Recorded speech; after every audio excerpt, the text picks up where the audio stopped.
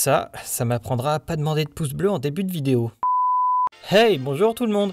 Je sais pas si ça se fait toujours, mais moi quand j'étais en études, les établissements scolaires organisaient souvent des ventes quelconques pour financer des voyages scolaires.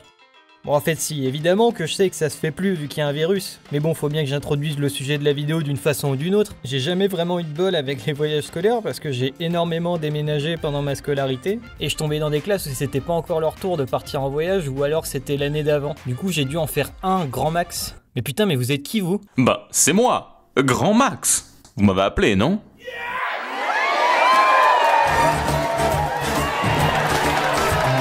Alors quand dans mon année de première STMG on nous a annoncé qu'on allait devoir vendre des chocolats pour financer notre voyage, on était comme ça. Ouah, trop cool. J'ai trop hâte. Oh putain, c'est trop bien.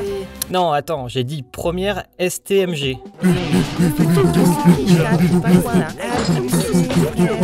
On va être posé à Jersey. Oui, du coup notre voyage allait être sur l'île de Jersey au sud de l'Angleterre. Comme nous l'a expliqué notre prof principal que je vais appeler Monsieur Deschamps par commodité.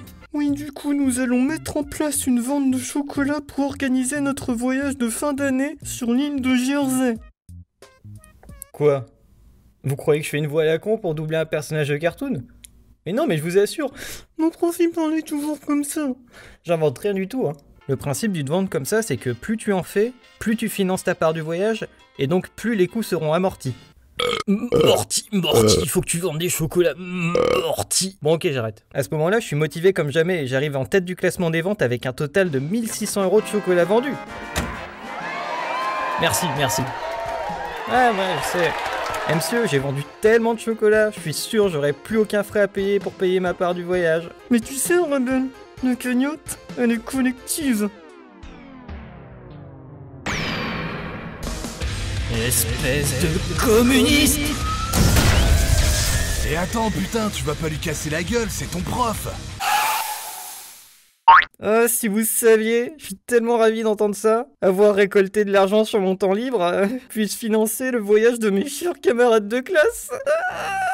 Mais vas-y, mais gros, mais partage! Non mais t'es un bouffon, toi t'as cru, vas-y, casse-toi là. Eh, j'ai roulé un gros stick sa mère pour la pause de midi, mon pote. Allez, oh les gars, j'ai une bête d'idée. Ce week-end, on va en boîte, on se met grave yam. Bah non, t'es un ouf, on y va maintenant. Moi, je suis déjà en cuite, moi.